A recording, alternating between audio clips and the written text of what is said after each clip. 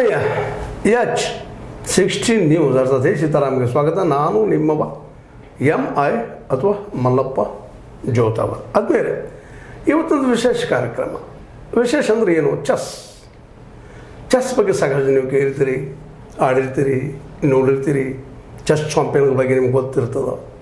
Chess ಒಂದು brain ಆಟ, ಬ್ರೈನ್ನಿಂದ ನಡೆಯುವಂಥದ್ದು, ಜೊತೆಗೆ ಇಡೀ ಶರೀರ ಅದ್ರ ಜೊತೆಗೆ ವರ್ಕ್ ಮಾಡುವಂಥದ್ದು. ವಿಶ್ವನಾಥ ಆನಂದ್ ಹೆಸರು ಕೇಳಿದ್ರೆ ಸಾಕು, ನಮ್ಗೆ ಗೊತ್ತಾಗಿಬಿಡ್ತದೆ. ಅಂಥ ಒಂದು ದೊಡ್ಡ ಟೂರ್ನಾಮೆಂಟನ್ನು ರಾಷ್ಟ್ರ ಮಟ್ಟದಲ್ಲೇ ನಡೆಸುವಂಥ ಕಾರ್ಯಕ್ರಮವನ್ನು ನಮ್ಮ ಸತೀಶ್ ಅವರು, ಅದರಲ್ಲೂ ವಿಶೇಷವಾಗಿ ಸತೀಶ್ ಜಾರಕಿಹೊಳಿ ಅವರು ರಾಷ್ಟ್ರ ಮಟ್ಟದ ಒಂದು ಚೆಸ್ ಟೂರ್ನಾಮೆಂಟನ್ನು ಕಳೆದ 2023ರಿಂದ ಮಾಡ್ತಾ ಬಂದಿದ್ದಾರೆ. 24ರಲ್ಲಿ ಮಾಡಿದರೆ 25ರಲ್ಲಿ ಮಾಡ್ತಾಯಿದ್ದಾರೆ.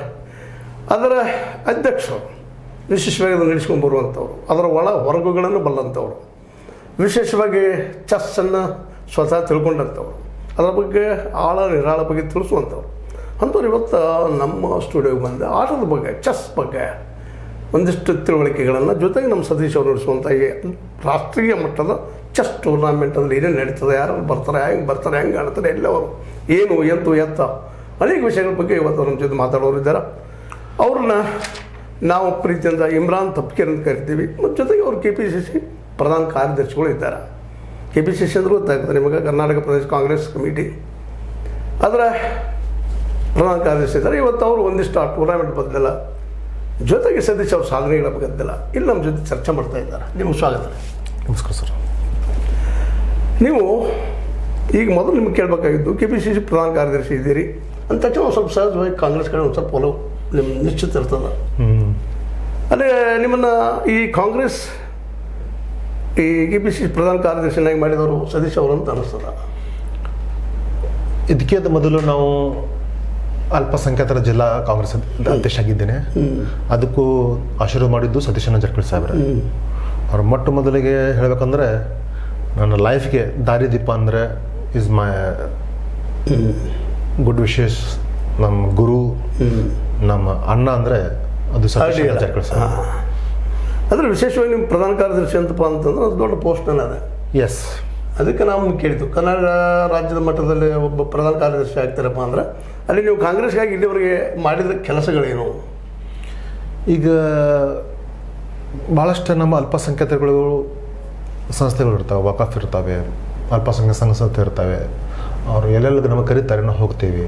ಈಗ ನಮ್ಮ ರಾಷ್ಟ್ರ ಮಟ್ಟದ ಅಧ್ಯಕ್ಷ ಇಮ್ರಾನ್ ಪ್ರತಾಪ್ ಗುಡಿ ಅವರು ಸತೀಶಣ್ಣ ಜಾರಕಿಹೊಳಿ ಸಾಹೇಬ್ರದ ಒಳ್ಳೆಯ ಸ್ನೇಹಿತರು. ಮತ್ತು ಅವರೇನೋ ಮಾರ್ಗದರ್ಶನ ಕೊಡ್ತಾರೆ, ಅವರು ಡಿಸ್ಕಷನ್ ಸಭೆನೇನು ತೀರ್ಮಾನ ಆಗುತ್ತೆ, ಅಲ್ಲಿ ನಾವು ಹೋಗಿ ಪಕ್ಷ ಮತ್ತು ಅಲ್ಪಸಂಖ್ಯಾತರ ಕೆಲಸ ಮಾಡಬೇಕಂತ ಉದ್ದೇಶ ಇರುತ್ತೆ. ವಿಶೇಷವಾಗಿ ವಕ್ಫ್ ಬಗ್ಗೆ ಇತ್ತೀಚೆಗೆ ದೊಡ್ಡ ಚರ್ಚೆ ನಡೀತಾ ಇದೆ, ನಿಮಗೆ ಗೊತ್ತಿರ್ಬೋದು. ಆ ವಕ್ಫ್ ಬಗ್ಗೆ ಒಂದಿಷ್ಟು ತಮಗೇನಾದರೂ ಅದ್ರ ಪ್ರಾಬ್ಲಮ್, ಅದ್ರ ಬಗ್ಗೆ ಏನೂ ಪ್ರಾಬ್ಲಮ್ ಇಲ್ಲ. ರಾಜ್ಯದಲ್ಲಿ ನಮ್ಮ ಸರ್ಕಾರ ಇದೆ, ಒಳ್ಳೆಯ ವಾತಾವರಣ ಇದೆ, ಒಳ್ಳೆಯ ಹುಮ್ಮಸ್ಸಿದೆ. ಎಲ್ಲರಿಗೂ ನಾವು ಒಟ್ಟಿಗೆ ಹೋಗ್ತಾ ಇದ್ದೀವಿ. ಒಟ್ಟಿಗೆ ಹೋದಾಯ್ತು. ವಕ್ಫ್ ಬದಲಾಗಿ ಇವತ್ತು BJP ಅವರು ಸಾಕಷ್ಟು ನಿಮ್ಮನ್ನು ವಿರೋಧ ಮಾಡ್ತಾ ಇರ್ತಾರೆ. ಅದು ಆಗಲೇಬೇಕು ವಕ್ಫ್ ಅಂತ ಅಂತಂದು. ಅದಕ್ಕೆ ಇವತ್ತು ಮೊನ್ನೆ ಸುಪ್ರೀಂ ಕೋರ್ಟ್ ಇದ್ದಿದ್ದು ಅದರ ಕೆಲವೊಂದು ಚೇಂಜಸ್ ಅದು ಮಾಡಿಸ್ತು. ಅದರ ಬಗ್ಗೆ ನಿಮ್ಗೇನು ಅನ್ನಿಸ್ತದೆ ಅಂತ? BJP ಅವ್ರಿಗೆ ಬೇರೆ ಕೆಲಸ ಇಲ್ಲ, ಅವ್ರಿಗೆ ಒಂದೇ ಕೆಲಸ ಇತ್ತು, ವಿರೋಧ ಮಾಡೋದು. ವಿರೋಧ ಮಾಡೋದು. ಯಾಕಂದ್ರೆ ಈಗ ಮುಂದೆ ಬಸವರಾಜ ಬೊಮ್ಮಾಯಿ, ಯಡಿಯೂರಪ್ಪ ಅವ್ರದ್ದು ಸರ್ಕಾರ ಇತ್ತು, ಕೇಂದ್ರನಾಗ ಅವ್ರದ್ದು ಸರ್ಕಾರ, ರಾಜ್ಯದ ಅವರು ಚೇಂಜ್ ಮಾಡಿದಾರಲ್ಲ, ನಾವು ಚೇಂಜ್ ಮಾಡಿದ್ದೀವಿ. ಏನು ಅವಶ್ಯಕತೆ ಇತ್ತು ಅಂತ ಚೇಂಜ್ ಮಾಡೋಕ್ಕೆ? ಏನಿಲ್ಲ. ಯಡಿಯೂರಪ್ಪ ಒಂದು ಸೀನಿಯರ್, ಅವ್ರಿಗೂ ತೆಗೆದುಬಿಟ್ರು. ಈಗ ಅಂತ ಮಾಡೋದು ಬಿಟ್ಟಿದ್ದು ಬಂದು ತಮ್ಮ ಪ್ಲೇಯರ್ಸ್ಗೂ ಬಿಡತ್ತಾರೆ, ರಾಜ್ಯನಾಗೂ ಬಿಡತ್ತಾರೆ, ಬೆಳಗಾವಿನಾಗೂ ಬಿಡತ್ತಾರೆ, ಗೋಕಾಕ್ನಾಗೂ ಬಿಡತ್ತಾರೆ. ಈಗ ಯತ್ನಾಳ್ ಅಂತ ಪಕ್ಕದ ತಕ್ಷಣ ವಿರೋಧ ಮಾಡ್ತಾರೆ ವಕ್ಫ್ ಬಗ್ಗೆ ಅಥವಾ ಮತ್ತದ ಬಗ್ಗೆ. ಈ Yatnal is stupid fellow, is mental. ಅವ್ನ ಜೊತೆ ಮಾತಾಡಿ ಏನು ಅವಶ್ಯಕತೆ ಇಲ್ಲ. ಇಸ್ ವೆರಿ ಮೆಂಟಲ್ ಅದ. ಅವನ ಹೆಸರು ಯತ್ನಾಳ್ ಇಲ್ಲ, ಧರ್ಮ ಕಡ್ಲಿ, ಬಸವನಗೌಡ ಧರ್ಮ ಕಡ್ಲಿ. ಎಲ್ಲ ವಿಂಡೋಸ್ ಪ್ರಕಾರ ಪಾಟೀಲ್ ಅವರು ಹೇಳಿದ್ದಾರೆ, ಮತ್ತು ಅಲ್ಲಿ ಮುಖಂಡರು ಹೇಳಿದ್ದಾರೆ, ಮತ್ತು ನಮ್ಮ ಕ್ಯಾಶಪ್ನವ್ರ ಸಾಹೇಬರು ಹೇಳಿದ್ದಾರೆ. ಮತ್ತು ಅವ್ರು ಹೇಳಿದ ನಾವು ಹೇಳಿದ ಅವಶ್ಯಕತೆ ಇಲ್ಲ. ಸ್ಟುಪಿಡ್ ಫೆಲೋ ಇಸ್ ಅನ್ನು ವೇಸ್ಟ್. ಅಂದರೆ ನೀವು ಈ ಮುಸ್ಲಿಂ ಸಮಾಜದ ಬಗ್ಗೆ, ಅವ್ರ ಏಳಿಗೆ ಬಗ್ಗೆ ಏನಾದರೂ ಸ್ವಲ್ಪ ಪ್ಲಾನ್ಗಳು ಹಾಕ್ಕೊಂಡಿದ್ದೀರಾ? ಏನೇನು ಮಾಡಿಸ್ಬೇಕು ನಮ್ಮ ಮುಸ್ಲಿಂ ಸಮಾಜಕ್ಕೆ, ಇನ್ನೂ ಏನು ಬೇಕಾಗಿದೆ, ಅವ್ರ ಡಿಮಾಂಡ್ಸ್ ಏನದಾವ, ಆ ದಿಶೆಯಲ್ಲಿ ಏನಾದರೂ ಚಿಂತನೆ ಮಾಡಿದ್ದೀರಾ? ಈಗ ರಾಜ್ಯದಲ್ಲಿ ನಮ್ಮ ಸರ್ಕಾರ ಇದೆ, ಒಳ್ಳೆ ವಾತಾವರಣ ಇದೆ. ಮತ್ತು BZ ಜಮೀರ್ ಅಹಮದ್ ಖಾನ್ ಮತ್ತು ಎಲ್ಲ ಪ್ರಚೋದನಕಾರಿ ವಿದ್ಯಾಭ್ಯಾಸಕ್ಕೆ ಹುಡುಗರಿಗೆ ಲ್ಯಾಪ್ಟಾಪ್ ಕೊಡೋದಾಗಲಿ ಶಿಕ್ಷಣ ಬೆಳೆಸೋದಾಗಲಿ ಎಲ್ಲರೂ ಒಳ್ಳೆ ಕೆಲಸ ಮಾಡ್ತಾ ಇದ್ದಾರೆ. ಅದ್ರ ಬಗ್ಗೆ ಎಲ್ಲರೂ ಸಂತೋಷವಾಗಿದ್ದಾರೆ, ಏನು ಪ್ರಾಬ್ಲಮ್ ಇಲ್ಲ. ಅಡ್ಡಿಲ್ಲ, ಮಾಡಿರಿ, ಒಳ್ಳೆಯದಾಗಲಿ. ಅದ್ರ ಜೊತೆಗೆ ನೀವು ಈ ಚೆಸ್ ಟೂರ್ನಮೆಂಟ್ ನಡೆಸ್ತೀರಿ, ಅದರ ಅಧ್ಯಕ್ಷರಿದ್ದೀರಿ ಅಂತ ಹೇಳಿದ್ರಿ. ಈ ಚೆಸ್ ಬಗ್ಗೆ ಏನು ಅನ್ನಿಸ್ತದೆ, ಏನು ಮಾತಾಡ ಬಯಸ್ತೀರಿ ನೀವು, ಏನು ಹೇಳಿ ಬಯಸ್ತೀರಿ ಜನಕ್ಕೆ? ಇದು ಚೆಸ್ ಟೂರ್ನಮೆಂಟ್ ಸ್ಟಾರ್ಟ್ ಆಗಿದ್ದು 2023 ಬೆಳಗಾವಿನಲ್ಲಿ. ಪ್ರಥಮ ಬಾರಿ ಅದಕ್ಕೆ ಬೆಳಗ್ಗೆ ಬಂದಾಗ ನಾವು ಸತೀಶ್ ಅಣ್ಣಗಳು ಫಸ್ಟ್ ಹೋದಿವಿ, ನಾವೆಲ್ಲ ಫ್ರೆಂಡ್ಸ್ ಎಲ್ಲ ತೊಗೊಂಡು. ಯಾಕಂದ್ರೆ ಸತೀಶ್ ಅಣ್ಣ ಜರ್ಗಳ ಸಾಹೇಬರ ಏನೂ ಕೆಲಸ ಇರಲಿ, ಸಮಾಜ ಸೇವೆಗೆ ಇರಲಿ, ಅಣ್ಣನ ಮಕ್ಕಳದಿರಲಿ, ಬಡ ಮಕ್ಕಳದ್ದು ಎಜುಕೇಷನ್ ಸಲುವಾಗಿರಲಿ, ಮತ್ತು ಸ್ಪೋರ್ಟ್ಸ್ನಲ್ಲಿ ಡೆವಲಪ್ಮೆಂಟ್ ಮಾಡಿರಲಿ, ಬೇರೆ ಬೇರೆ ಸ್ಪೋರ್ಟ್ಸ್. ಈಗ ಬಾಡಿ ಬಿಲ್ಡಿಂಗ್ ನೀವು ಒಂದು ಗೊತ್ತು ಮಾಧ್ಯಮದವರಿಗೆ, ಇಡೀ ಎಲ್ಲ ಮಾಧ್ಯಮದವ್ರಿಗೆ ಗೊತ್ತು. ರಾಜ್ಯಾದ್ಯಂತ ದೇಶದ ಹೊರಗಡೆಯಿಂದ ಬಾಡಿ ಬಿಲ್ಡರ್ ಬಂದು ಪ್ರದರ್ಶನ ಮಾಡ್ತಾರೆ, ಮತ್ತು ಬೇರೆ ಸ್ಪೋರ್ಟ್ಸ್ನಾಗೂ ಡೆವಲಪ್ ಮಾಡ್ತಾರೆ. ಮತ್ತು ವಿಶೇಷವಾಗಿ ಸ್ಪೋರ್ಟ್ಸ್ ಮೇಲೆ ಇಷ್ಟು ಆಸಕ್ತಿ ತೊಗೊಳ್ಳೋಕೆ ಸತೀಶ್ ಅವ್ರ ಕಾರಣ ಏನು? ಅದ ಸರ್, ಅದ್ರ ಅಲ್ಲಿಗೆ ಬರ್ತಾ ಇದ್ದೀನಿ. ಯಾಕಂದ್ರೆ ಅಷ್ಟೇ ಎಲ್ಲ ಆಯಿತು, ಈಗ ಬಾಡಿ ಬಿಲ್ಡಿಂಗ್ ಆಯಿತು, ಶಕ್ತಿ ಪ್ರದರ್ಶನ ಎಲ್ಲ ಆಯಿತು. ಈಗ ಮೈಂಡ್ ಗೇಮ್ ಮಾಡ್ಬೇಕಂತ ನಾವು ಒಂದ್ಸಲ ಹೇಳಿದ್ವಿ, ಒಂದ್ಸಲ ಅವಕಾಶ ಮಾಡಿಕೊಡ್ರಿ, ಈಗ ಒಂದ್ಸಲ ನಾವು ಆಡಿಸ್ತೀವಿ, ಒಂದು ಟ್ರಯಲ್ ಮಾಡೋಣ, ನಿಮ್ಮ ಒಂದ್ಸಲ ಆಶೀರ್ವಾದ ಬೇಕಾ, ಒಂದ್ಸಲ ಅವಕಾಶ ಮಾಡಿ ನಿಮ್ಮ ಹೆಸರು ಆಡಿಸ್ತೀವಿ ಅಂತ. ಅವರು ಮೊದಲೊಂದು ಬೇಡ ಅಂತ ಹೇಳಿದ್ರು, ಮತ್ತು ನಾವು 2 ಹೆಸರು ಮತ್ತೊಂದು ಸ್ವಲ್ಪ ನೋಟ್ಸ್ ಮಾಡಿದ್ದೀವಿ. ಸತೀಶ್ ಅನ್ನೋರ್ದಿಲ್ಲ ಮನಸ್ಸು ಭಾಳ ದೊಡ್ಡದು. ನಾವು ಒಂದ್ಸಲ ಕೊಟ್ಟೆ ಬಿಟ್ಟರೆ ನಾವು ಒಂದ್ಸಲ ಮಾಡ್ತೀವಿ, ಆಯ್ತು ಮಾಡಿ ನೋಡೋಣ ಅಂತ ಹೇಳಿದರು. 2023 ಸೆಪ್ಟೆಂಬರ್ 28, 29 ಸ್ಟಾರ್ಟ್ ಮಾಡಿದ್ದೀವಿ ಮಹಾವೀರ್ ಬಂದು ಗೋವೆಸ್ನಲ್ಲಿ. ನಮಗೆ ಎಕ್ಸ್ಪೆಕ್ಟೇಷನ್ ಇದ್ರಿಗಿಲ್ಲ ಈ ಚೆಸ್ ಟೂರ್ನಮೆಂಟ್ ಇಷ್ಟು ಮಟ್ಟಿಗೆ ಹಿಟ್ ಆಗುತ್ತೆ, ಇಷ್ಟು ಮಟ್ಟಿಗೆ ಪಾಪ್ಯುಲರ್ ಆಗುತ್ತೆ ಅಂತ. ಸತೀಶ್ ಅಣ್ಣ ಚೆಸ್ ಟೂರ್ನಮೆಂಟ್ ನಾವು ಯೋಚನೆ ಮಾಡಿದ್ದು ಡಿಸ್ಟ್ರಿಕ್ಟ್ ಲೆವೆಲ್, ಸ್ಟೇಟ್ ಲೆವೆಲ್, ಮತ್ತು ಅವರು ಬಿ ಡಿ ಸಿ ಅಂದರೆ ಬೆಳಗಾಂ ಡಿಸ್ಟ್ರಿಕ್ಟ್ ಚೆಸ್ ಅಸೋಸಿಯೇಷನ್ದವರು, ಅವರು ನಮ್ಗೆ ಹೇಳಿದರು ಇಷ್ಟು ಅಣ್ಣವ್ರ ಹೆಸರು ಇಷ್ಟು ಮಟ್ಟಿಗೆ ಬೆಳೆದಿದೆ ಅಂದ್ರೆ ಬಾಡಿ ಬಿಲ್ಡಿಂಗ್ ರಾಷ್ಟ್ರ ಮಟ್ಟದ ಚೆಸ್ ನೋಡಿ ಮಾಡೋಣ ಅಂತ. ನಾನು ಅಣ್ಣವ್ರಿಗೆ ಏನೂ ಕೇಳಿದಿಲ್ಲ, ಅಣ್ಣ ನನ್ನ ಮೇಲೆ ಜವಾಬ್ದಾರಿ ಕೊಟ್ಟಿದ್ದರು, ನಾನು ಹೇಳಿಬಿಟ್ಟೆ ದೊಡ್ಡ ಪ್ರಮಾಣದಲ್ಲಿ ಮಾಡೋಣ ಅಂತ. ಬೌಚರಿಯಲ್ಲಿ ಮಾಡಿದ್ದೀವಿ, ಒಳ್ಳೆ ಪ್ಲೇಯರ್ಸ್ ಬಂತು. ಮತ್ತು ಸರ್ಪ್ರೈಸ್ ಅಂದರೆ ಲಂಡನ್ ಮತ್ತು ರಷ್ಯಾದಂದು ಪ್ಲೇಯರ್ಸ್ ಬಂದಿದ್ರು ಆಡಲಿಕ್ಕೆ. ವಿಶೇಷವಾಗಿ ನಿಮಗೆ ಇಫೆಕ್ಟ್ ಮಾಡಿದಂಥ, ಮನುಷ್ಯ ಮೇಲೆ ಪರಿಣಾಮ ಮಾಡಿದಂಥ ಆಟಗಾರ ಯಾರು, ಅವ್ರು ಯಾರ ಅಂತ? ಅಂಥದ್ದು ಏನು ಆಟಗಾರ ಏನೂ ಇರಲ್ಲ. ಬಟ್ ನಮ್ಮದು ಅಸೋಸಿಯೇಷನ್ ಇರ್ತದಲ್ಲ, ಆರ್ಬಿಟರ್ಸ್, ಚೆಸ್ ಕೋಚ್, ಅಂಪೈರ್ಸ್ ಎಲ್ಲರೂ ಮ್ಯಾನೇಜ್ ಮಾಡ್ತಿರ್ತಾರೆ. ಅವ್ರು 2ನೇದಾಗಿ ಅಂದರೆ 2023 ಸಕ್ಸಸ್ ಆಯಿತು, ಅದಕ್ಕಿಂತ ಸಕ್ಸಸ್ 2024 ಆಯಿತು. ಎಷ್ಟು ಜನ ಬಂದಿದ್ರು ಆಟಕ್ಕೆ? ಫಸ್ಟ್ ಟೈಮು 2023ಗೆ 265 ಜನ ಬಂದಿರು ಫಸ್ಟ್. ಮತ್ತು ಸೆಕೆಂಡ್ ಟೈಮ್ 375 ಬಂದರು 2024. ಮತ್ತು ಈ ಬಾರಿಗೆ ನಾವು ಎಂಟ್ರಿ ನಡ್ತಾ ಇದ್ದೆ, ನಿಮ್ಮದು ಮತ್ತು ಎಲ್ಲ ಚೆಸ್ ಅಭಿಮಾನಿಗಳ ಆಶೀರ್ವಾದ ಇದಂದರೆ 450, 400 ಇದರಲ್ಲಿ ರಾಷ್ಟ್ರೀಯ ಮಟ್ಟದ ಹೆಸರನ್ನು ಮಾಡಿದಂಥ ಚೆಸ್ ಪ್ಲೇಯರ್ಗಳಿಂದ ಬಂದಿದ್ರು ಇಲ್ಲಿವರೆಗೆ. ಪ್ರಕಾಶ್ ನಾರಾಯಣ್ ಒಬ್ಬರು ಬಂದಿರು, ತಮಿಳ್ನಾಡದವರು. ಮತ್ತು ಫಸ್ಟ್ ಚಾಂಪಿಯನ್ ನಿತೀಶ್ ಬಿಲ್ಲೂರ್ಕರ್, ಸತೀಶ್ ಅನ್ನ ಫಸ್ಟ್ ವಿನ್ನರ್ ಆಗಿದ್ದರು 2023. ಅವರು ಒಳ್ಳೆ ಆಟಗಾರ ಆಗಿದ್ದಾರೆ. ಈಗ ಗುಕೇಶ್ ನ್ಯಾಷನಲ್ ಚೆಸ್ ಪ್ಲೇಯರ್ ಅದಾರೆ, ದಿವ್ಯಾ ದೇಶ್ಮುಖ್, ಅವ್ರಿಗೂ ನಾನು ಅಭಿನಂದನೆ ಅಂತೀನಿ. ನಮ್ಮ ದೇಶದ, ನಮ್ಮ ಭಾರತ ಮತ್ತು ನಮ್ಮ ಇಂಡಿಯಾದ ಒಂದು ಹೆಸರು ಭಾಳ ಓಲ್ಡ್ ಲೆವೆಲಲ್ಲಿ ಹೈ ಲೆವೆಲ್ ತೊಗೊಂಡಿದ್ದಾರೆ. ಅವ್ರಿಗೂ ನಾನು ಕಾಂಗ್ರ್ಯಾಚುಲೇಷನ್ ಅಭಿನಂದನೆ ಮಾಡ್ತೀನಿ. ಮತ್ತು ಅವರು ಏನು ಮಾಡಿದಾರಲ್ಲ ಸಾಧನೆ, ಅಂಥದ್ದು ಪ್ರತಿಭೆ ಈ ನಮ್ಮ ಸತೀಶ್ ಅಣ್ಣ ಫ್ಯಾನ್ಸ್ ಕ್ಲಬ್ ವತಿಯಿಂದ ಚೆಸ್ ಟೂರ್ನಮೆಂಟೆಲ್ಲ ಬರ್ತಾನಂತ ನನಗೆ ಅನಿಸಿದೆ. ಅಡ್ಡಿಲ್ಲ, ಒಳ್ಳೆ ಕೆಲಸಗಳು ಮಾಡ್ತಾಯಿದ್ದೀರಿ. ಚೆಸ್ದು ಅಥವಾ ಅದರಲ್ಲೂ ಆಟವನ್ನು ಬೆಳೆಸೋದು, ಬ್ರೈನ್ ಬೆಳೆಸೋದು, ಬಾಡಿ ಬೆಳೆಸೋದು, ಈ ವಿಶೇಷವಾದಂಥ ಒಂದು ಕೆಲಸ ಮಾಡಿದ್ದೀರಿ ನೀವು. ಇನ್ನು ಈಗಾಗಲೇ ನೀವು ಹೇಳಿದ್ದೀರಿ ಇದನ್ನು 2023 ಸ್ಟಾರ್ಟ್ ಆಗ್ಯದ, ಮಾಡ್ಯದ ಇದು ಆಟ ಅಂತೇಳಿ. ಅದೇ ಕಾಲಕ್ಕೆ ಇದನ್ನು ಹೇಳಿದ್ರಿ, ಈಗ ಎಲ್ಲಿಂದ ಬಂದಿದ್ರು, ಯಾರು ಬಂದರು, ಏನು ಬಂದರು ಹೇಳಿದ್ರಿ. ಅಂದರೆ ಒಟ್ಟಾರೆಯಾಗಿ ಈ ಒಂದು ಆಲ್ ಇಂಡಿಯಾ ಸ್ಪೋರ್ಟ್ಸ್ ಬಾಡಿ ಅಥವಾ ಆಲ್ ಇಂಡಿಯಾ ಚೆಸ್ ಒಂದು ಕಾಂಪಿಟೇಷನ್ ಏನದ, ಇವೆರಡೂ ವಿಶೇಷವಾಗಿ ಇಲ್ಲಿವರೆಗೆ ಆದಂಥ ಒಂದು ಆಟಗಳಿಂದ ಅಥವಾ ಕಾರ್ಯಕ್ರಮಗಳಿಂದ ನಿಮಗೆ ಮತ್ತು ಜನರಿಗೆ ತೃಪ್ತಿ ಆಗ್ಯದ ಅಂತ ನಿಮಗೆ ಅನಿಸಿದ್ರೆ? ಯಾಕಂದ್ರೆ ಪಂಜಾಬ್, ಚಂಡೀಗಢ, ಉತ್ತರ ಪ್ರದೇಶ ಆಗಲಿ, ಅಲ್ಲಿಂದ ತೊಳ್ಕೊಂಡು ನಮ್ಮ ಕನ್ಯಾಕುಮಾರಿ, ತಮಿಳ್ನಾಡು, ಕೇರಳ ಮತ್ತು ಗುಜರಾತಿಂದ ವೆಸ್ಟ್ ಬೆಂಗಾಲ್, ವಿಶೇಷ ಅಂದ್ರೆ ತೆಲಂಗಾಣ, ಆಂಧ್ರ, ಗೋವಾ ಪ್ಲಸ್ ಮಹಾರಾಷ್ಟ್ರ ಮತ್ತು ತಮಿಳ್ನಾಡು, ಅಲ್ಲಿಂದ ಜನಗಳು ಭಾಳ ಬರ್ತಾರೆ. ಯಾಕೆಂದರೆ ಚೆಸ್ ಭಾಳ ಆಡ್ತಾರೆ. ಅಂದರೆ ಚೆಸ್ ಗೇಮ್ ಅಂದರೆ ಅದು ಮೈಂಡ್ ಗೇಮ್. ಎಜುಕೇಷನ್ನಲ್ಲಿ ಡೆವಲಪ್ ಹೆಲ್ಪ್ ಆಗಿದ್ದು ಚೆಸ್ ಗೇಮ್. ಚೆಸ್ ಇರೋದ್ರಿಂದ ಏನೈತಲ್ಲ, ಮೈಂಡ್ ವಾಶ್ ಆಗುತ್ತೆ, ಡಿಸಿಪ್ಲಿನ್ ಮಾಡೋದು, ಪ್ರೋಟೋಕಾಲ್ ಮಾಡೋದು. ಈಗ ನಮ್ಮ ಸಂವಿಧಾನ ಪ್ರಕಾರ ನಾವು ಯಾವ ಥರ ಹೋಗಬೇಕು, ಸತೀಶ್ ಅಣ್ಣ ಹೇಳೋದೇ ಇದೆ, 3 ಸೀಟ್ ಹೋಗಬಾರ್ದು, ಕಾನೂನು ಏನು ಪೊಲೀಸರದೇ ಕಾನೂನು ಪಾಲಿಸ್ರಿ, ಪೊಲೀಸರು ಏನು ನಮಗೆ ಡೈರೆಕ್ಷನ್ ಕೊಡ್ತಾರ ಅವ್ರು ಮಾಡಬೇಕು. KSRTC ಬಸ್ ಹೋಗ್ತೀವಿ ಯಾವ ಥರ ಹೋಗಬೇಕು, ಟ್ರೈನ್ನಲ್ಲಿ ನಾವು ಯಾವ ಟಿಕೆಟ್ ತಗೋಬೇಕು, ಕೆಟ್ಟಗಳ ಕೆಲಸ ಮಾಡಬಾರ್ದು. ಒಳ್ಳೆಯ ಈಗ ಅದು ಸತೀಶ್ ಅಣ್ಣ ಹೇಳಿದಂದ್ರೆ ಬುದ್ಧ ಬಸವ ಅಂಬೇಡ್ಕರ್ ಅನುಯಾಯಿ ಅವರು ಅಂತ. ನೀವಂತೂ ಬುದ್ಧ ಬಸವ ಅಂಬೇಡ್ಕರ್ ನೋಡಿಲ್ಲ, ನಾನು ನೋಡಿಲ್ಲ, ಇವರು ನೋಡಿಲ್ಲ. ನನಗನ್ಸಾಗುತ್ತೆ ಅಥರ ಒಂದು 50% ಪಾರ್ಟ್ಸ್ ಸತೀಶ್ ಅಣ್ಣರ ಮ್ಯಾಗಿದೆ. ಅವರ ನಮಗೆ ಬುದ್ಧ ಬಸವ ಅಂಬೇಡ್ಕರ್ ಇದ್ದಂಗೆ. ಕರೆಕ್ಟ್, ನೀವು ಹೇಳಿದ್ದು ಬರೋಬ್ಬರ ಇದೆ ನಿಮ್ಮ ಅಭಿಪ್ರಾಯದಲ್ಲಿ, ಅದೇನು ಸುಳ್ಳೇನಲ್ಲ. ಈಗ ನಾವು ನಿಮಗೆ ಕೇಳುವಂಥದ್ದು ಎಲ್ಲ ಈಗ ಸೋಷಿಯಲ್ ಕಾರ್ಯಗಳನ್ನು ಮಾಡಿದ್ದಾರೆ ಸತೀಶ್ ಅವರು. ಪೊಲಿಟಿಕಲ್ ಅಂತ ಡೆವಲಪ್ ಆಗಿದ್ದಾರೆ. ಇವತ್ತು ರಾಜ್ಯ ಮಟ್ಟದಲ್ಲಿ ಒಬ್ಬ ಪ್ರಬಲ ಪ್ರತಿಸ್ಪರ್ಧಿನೂ ಆಗಿದ್ದಾರೆ ಮುಖ್ಯಮಂತ್ರಿ ಸ್ಥಾನಕ್ಕೆ. ಈ ಮುಂದಿನ 2027ರಲ್ಲಿ ಪ್ರತಿಸ್ಪರ್ಧಿ ಮುಖ್ಯಮಂತ್ರಿ ಅಂತ ಹೇಳಿದ್ದಾರೆ. ಇದ್ರ ಬದಲಾಗಿ ನೀವೇನು ಹೇಳ್ತೀರಿ? ಜನತಾ ಜನಾರ್ದನ್ ಇದ್ದಾರೆ. ಜನಗಳ ಪ್ರೀತಿ ವಿಶ್ವಾಸ ಹೆಂಗೆ ಸತೀಶ್ ಅಣ್ಣರ ಮ್ಯಾಗ ನಾನು ಹೇಳ್ತೀನಿ, ಹಾಗೆ ಸತೀಶ್ ಅಣ್ಣರ ಮ್ಯಾಗ ನಮ್ಮ ಕರ್ನಾಟಕ ಜನತೆ ಆಶೀರ್ವಾದ ಪ್ರೀತಿ ಹೇಗೆ ಇರಲಿ. ನಮ್ಮ ಸತೀಶ್ ಅಣ್ಣ ಜಾರಕಿಹೊಳಿ ಸಾಹೇಬರಿಗೆ CM ಆಗಿ ನಮ್ಮ ಕರ್ನಾಟಕ ರಾಜ್ಯದ ಸೇವೆ ಮಾಡ್ಕೊಂಡು ಒಂದು ಅವಕಾಶ ಮಾಡಿಕೊಡ್ಬೇಕಂತ. ಅಡ್ಡಿಲ್ಲ. ಉತ್ತರ ಕರ್ನಾಟಕದಲ್ಲಿ ವಿಶೇಷವಾಗಿ ಬೆಳೆದಿದ್ದಂಥ ವ್ಯಕ್ತಿ, ಅದ್ರ ಬಗ್ಗೆ ಎರಡು ಅಭಿಪ್ರಾಯ ಇಲ್ಲ.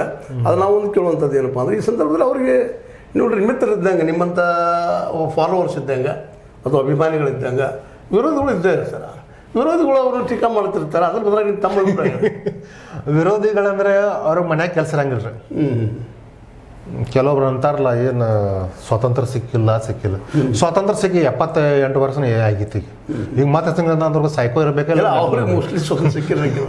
ಅದು ಮನ್ಯಾಗ ಸ್ವಾತಂತ್ರ್ಯ ಸಿಕ್ಕಿರ್ಬೇಕಾಗ ಅಂತಿಮ ಮಕ್ಕಳಿಂದ ಸ್ವಾತಂತ್ರ್ಯ ಸಿಕ್ಕಿರ್ಕಲ್ಲ ಆ ಥರ. ಬಿಟ್ಟು ಈಗ ಏನಾಗೈತ್ರಿ, ಈಗ ಕೆಲವು ವಿರೋಧಿಗಳಿಗೆ ಎಲ್ಲರಿಗೂ ಗಾಡಿಯಾಗ ಬಿತ್ತರ ಮಳೆಯಾಗ ಬಿತ್ತಂದ್ರೆ ಅದ್ರ ಕಾರಣ ಸತೀಶ್ ಅಣ್ಣ ಜಾರಕಿಹೊಳಿ ಅಂದ್ಬಿಡ್ತಾರೆ ಅವ್ರು. ತಾನೇ ಬಿದ್ರು ಬಾಳೆಕಾಯಿನಾಗ ಕಾಲಿಟ್ಟು ಬಿದ್ದಂದ್ರು ಅಲ್ಲಿ ಸತೀಶ್ ಅಣ್ಣ ಜಾರಕಿಹೊಳಿ ಅಂತಾರೆ. ಅವ್ರಿಗೆ ಬೇರೆ ಕೆಲಸ ಇಲ್ಲ. ಏನಾಯ್ತು ಅವರು ಏನಾದ್ರ ಗೊತ್ತಿತ್ತಂದ್ರೆ ಅವ್ರ ಕಡೆ ಬೇರೆ ಕೆಲಸ ಇಲ್ಲ. ಮಂದಿ ವಿರೋಧ ಮಾಡೋದು ಒಂದಂತೂ ಸೋಷಿಯಲ್ ಕೆಲಸ ಮಾಡೋಂಗಿಲ್ಲ. ರಕ್ತದಾನ ಶಿಬಿರ ಇರಲಿ, ಸಂಸ್ಥಾ ಕಟ್ಟೋದಿರಲಿ, ಸಂಘ ಸಂಸ್ಥೆ ಹೆಲ್ಪ್ ಮಾಡೋದಿರಲಿ. ಈಗ ಸತೀಶ್ ಅಣ್ಣ ಜಾರಕಿಹೊಳಿ ಸಾಹೇಬರು ಇಂಜಿನಿಯರಿಂಗ್ ಕಾಲೇಜಿಗೆ ಓಪನ್ ಮಾಡಿದ್ದಾರೆ ದೊಡ್ಡ ಪ್ರಮಾಣದಲ್ಲಿ. ಎಷ್ಟೋ ಸಹಾಯ ಆಗ್ತಾಯಿದೆ ವಿದ್ಯಾರ್ಥಿಗಳಿಗೆ. ಈಗ ನಮ್ಮ ಇಂಜಿನಿಯರಿಂಗ್ ಓದಲಿಕ್ಕೆ ಬೆಂಗಳೂರು, ಬೆಳಗಾವಿ, ಬೇರೆ ಬೇರೆ ಕಡೆ ಹೋಗೋದಾಗ್ತೈತಿ. ಎಷ್ಟು ಖರ್ಚು ಆಗ್ತೈತಿ. ಈಗ ಸ್ವತಃ ನಾವು ಹೆಮ್ಮೆ ಮಾತು ನಮ್ಗೆ ಬುಕ್ಕಾಗತ್ತ ಆಗ್ತಾಯಿದೆ. ಅವ್ರು ಎರಡನೇದಂದ್ರೆ ಈ ನಾವು ಸತೀಶ್ ಅಣ್ಣ ಅವಾರ್ಡ್ ಶುಗರ್ಸು ಕೆಲಸ ಮಾಡ್ತಾ ಇದ್ದಾರೆ. ಮತ್ತು ನ್ಯಾಷನಲ್ ಮಟ್ಟಿಗೆ ಬಡ ಜನರಿಗೆ ಹೆಲ್ಪ್ ಆಗ್ತಾಯಿದೆ. ಇವರಂತೂ ಯಾವಾಗ ಮಾಡಿಲ್ಲ. ಇವ್ರ ಕೈಲಿ ಮಾಡೋಕ್ಕೂ ಆಗಂಗಿಲ್ಲ. ಮಾಡೋರ್ಗೆ ಟೀಕೆ ಮಾಡೋದು. ಯಾಕಂದ್ರೆ ಬಸವಣ್ಣಾಗ ಹಂಗೆ ಮಾಡ್ತೀರ, ಬಾಬಾ ಸಾಹೇಬ್ ಹಂಗೆ ಮಾಡ್ತಾರೆ. ಈಗ ಬೇರೆ ಕೆಲಸ ಇಲ್ಲ. ಮನ್ಯಾಗ ಸ್ವತಂತ್ರ ಸಿಗ್ಲಿಲ್ಲ ಅಂದ್ರೆ ಸತ್ಯ ಜನ ಬೇರೆ ನಿಂತಾರೆ. ಮತ್ತು ಇವ್ರು ಹೇಳಬೇಕಾದ್ರೆ ಇಷ್ಟ ಅಂತಾನೆ ಇವ್ರ ಹೃದಯಗಳು ಮಕ್ಕಳಿಗೆ. ಇವರು 2019 ಇಷ್ಟು ದೊಡ್ಡ ಫ್ಲಡ್ ಬಂದಿತ್ತು. ಅವಾಗ ಎಲ್ಲಿ ಹೋಗಿರೋರು ವಿರೋಧ ಮಾಡೋರು. ಆವಾಗ ಬಡ್ರ ಜನರು ಅನಾಗ್ತಿರ ಪಾಪ. ಊಟ ಇದ್ರಕ್ಕೆಲ್ಲ ಕಸ ಮನೆಗಳೆಲ್ಲ ಬಿದ್ದಿದ್ದು ಕೆಟ್ಟ ವಾಸ ಬರತ್ತಿತ್ತು. ಸರ್ಕಾರದ ₹1 ಇಲ್ಲ. 2019 ಮಾತಾಡ್ತಾನೆ ಸರ್, ರೆಕಾರ್ಡ್ ಇದೆ ನಮ್ಮ ಹತ್ರ. ಯಾರು ಸಂಘ ಸಂಸ್ಥೆದವ್ರು ಬಂದಿಲ್ಲ, ಪಕ್ಷದವ್ರು ಬಂದಿಲ್ಲ. ಸ್ವತಃ ಸತೀಶ್ ಅಣ್ಣ ಜಾರಕಿಹೊಳಿ ಸರ್ ಬಂದ್ರೆ ಜನಗಳು ಧೈರ್ಯ ತುಂಬಿದ್ರು. ಆ ಎಲ್ಲ ಮನೆಗಳಿನ ಕಸ ಎಲ್ಲ ಕ್ಲೀನ್ ಮಾಡಿ ಅವ್ರು ಊಟದ ವ್ಯವಸ್ಥೆ ಮಾಡೋದಿಲ್ಲ ಇರಲಿ, ಏನು ಮಾಡೋದು ಎಲ್ಲ ಮಾಡಿಟ್ಟಿದ್ದಾರೆ. ಅದ್ರಲ್ಲಿ ನೀವು ಹೇಳೋದು ಏನಪ್ಪ ಅಂತಂದ್ರೆ, ಹೌದು ಸರ್. ಇವ್ರಿಗೆ ಈಗ 2019 ಎಲ್ಲಿದ್ರು ಇವರು? ಬರೋದು ನೀವು ಕೇಳೋ ಪ್ರಶ್ನೆ ಸರಿ. ಆ ಮಾತು ಹೇಳಿ ಫ್ಲಡ್ ಇತ್ತು. ಹೌದು. ಎಲ್ತ್ ದೇವಸ್ಥಾನ ನೋಡಿಲ್ಲ, ಮಸೀದಿ ನೋಡಿಲ್ಲ, ನೋಡಿಲ್ಲ, ಇವ್ರು ನೋಡಿಲ್ಲ. ಎಲ್ಲ ನಮ್ಮವ್ರಂತ ಹೇಳಿ ತಪ್ಕೊಂಡು ಅವ್ರು ಧೈರ್ಯ ಕೊಟ್ಟರು. ಅವರು 2000 ಫ್ಲಡ್ನಾಗ ಎಷ್ಟು ಇದ್ರೆ ನಮ್ಮ ಕಡೆ ರೆಕಾರ್ಡ್ ಐತ್ರಿ. ಇವ್ರ ರೆಕಾರ್ಡ್ ಇಲ್ಲ. ಯಾಕಂದ್ರೆ ತನ್ನ ರೆಕಾರ್ಡ್ ಕೆಟ್ಟದಂದ್ರೆ ಬರೀ ಇದನ್ನಾರು ಇವರು ಸ್ವಾತಂತ್ರ್ಯ ಸಿಕ್ಕಿಲ್ಲ ಬರೀ ಇವ್ರು ಮಾಡೋದು ಅಷ್ಟೇ ಏನೂ ಇಲ್ಲ. ಅಂದರೆ ವಿರೋಧಿಗಳು ಆರೋಪ ಮಾಡೋದು ತಪ್ಪದ ಸುಳ್ಳದ ಸಿಂಪಲ್. ಇವ್ರನ್ನ ಅದೇ ಹೇಳ್ತಾನೆ ಸರ್, ಇವ್ರನ್ನ ಚರ್ಚೆ ಮಾಡೋದು ದೊಡ್ಡ ತಪ್ಪು.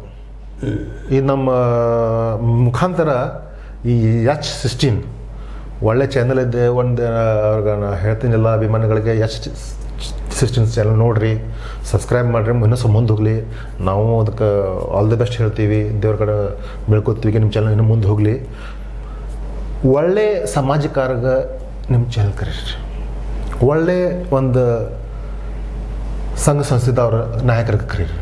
ಬಡ ಜನರಿಗೆ ಯಾರು ಪಾತ್ರರಾಗ್ತಾರಲ್ಲ ಅವ್ರು ಕರೀರಿ. 1/2 ಮಾಡೋರು ಕರಿಬೇಡ್ರಿ, 2/1 ಮಾಡೋರು ಕರೀರಿ. ಯಾಕಂದ್ರೆ ಭೇದ ಭಾವ ಅಂತಂದ್ರೆ ಜಗಳ ಮಾಡಿಸೋರು ಅಂದ್ರೆ ಕರಿಬೇಡ್ರಿ. ಇದು ಯಾಕಂದ್ರೆ ಬರೀ ಗೋಕಾಕ್ನ ಸ್ವತಂತ್ರ ಸಿಕ್ಕಿಲ್ಲ, ಅದು ಸಿಕ್ಕಿಲ್ಲ. ಇವ್ರು ಮನ್ಯಾಗ ಸ್ವತಂತ್ರ ಸಿಕ್ಕಿಲ್ಲ ಇರ್ಬೇಕಾ ಹಂಗೆ ಮಾತಾಡ್ತಾರ. ಇದೆಲ್ಲ ಹಾಫ್ ನಾಲೆಜ್ ಇರಬೇಕು, ಆ್ಯಸ್ ಎ ಮೆಂಟಲ್ ಇರಬೇಕು.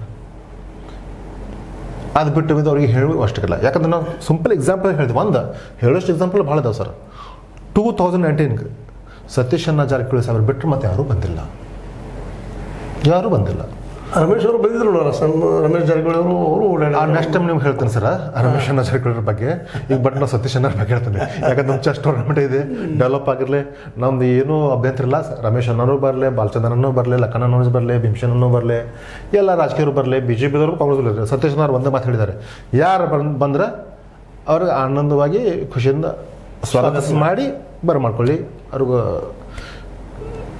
ಏನಿತ್ತು ನಮ್ಮ ಕೆಲಸ ಅದು ತೋರಿಸಿ ಅಂತ ಹೇಳಿದ್ದಾರೆ. ಅವ್ರು ಯಾರು ವಿರೋಧ ಮಾಡ್ತಿರಲಿಲ್ಲ, ಎಲ್ಲರಿಗೂ ಸ್ವೀಕಾರ ಮಾಡಿರಿ, ಪ್ರೀತಿ ಸ್ನೇಹದಿಂದ ಇರಬೇಕಂತ ಹೇಳಿದ್ದಾರೆ, ಮತ್ತೇನಿಲ್ಲ. ಇಷ್ಟ ಆದಮೇಲೆ ಇಲ್ಲಿವರೆಗೆ ನಮ್ಮ ಮಿತ್ರರಾದಂತಹ ತಪ್ಪಿರೋರು ಅನೇಕ ವಿಷಯಗಳನ್ನು ಚರ್ಚೆ ಮಾಡಿದ್ರು. ಮೇನ್ ಅದರಲ್ಲೂ ಮುಖ್ಯವಾಗಿ ಚೆಸ್ ಬಗ್ಗೆ ಮತ್ತು ಸತೀಶ್ ಅವರ ಸ್ಪೋರ್ಟ್ಸ್ ಮೇಲಿದ್ದಂಥ ಪ್ರೀತಿ ವಿಶ್ವಾಸ, ಜನ ಜೊತೆ ಇರುತ್ತಿರುವಂಥ ಒಂದು ಸಂಬಂಧ, ಅವರ ವಿರೋಧಿಗಳ ಟೀಕೆಗೂ ಸಹಿತ ಕಿವಿಗೊಡುವಂಥ ಅವಶ್ಯಕತೆ ಇಲ್ಲ. ಇರಬೇಕಾಗ್ತದೆ, ನಿಂದಕರು ಇರಬೇಕು ಅಂತೇಳಿ ಆ ದೃಷ್ಟಿಯಲ್ಲಿ ಒಂದು ದೊಡ್ಡ ಮನಸ್ಸಿನವರು ಇದ್ದಾರೆ ಅಂತ ಹೇಳಿದ್ದಾರೆ ಅವರು.